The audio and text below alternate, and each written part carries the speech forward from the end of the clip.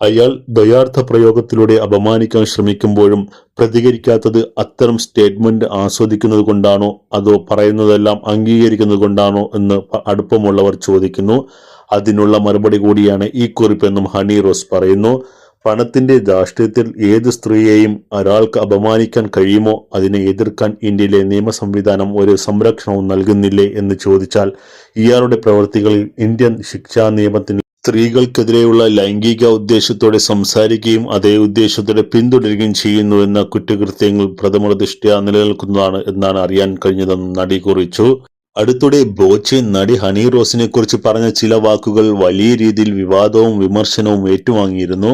ഒരു പൊതുവേദിയിൽ വെച്ച് ബോബി ചെമ്മണ്ണൂർ താരത്തിനെ കുറിച്ച് നടത്തിയ പരാമർശങ്ങളാണ് വിവാദമായത്. ഹണി റോസ് ബോബി ചെമ്മണ്ണൂരിനൊപ്പം ഒരേ വേദിയിൽ നിൽക്കുമ്പോഴാണ് ഈ സംഭവം നടന്നത്.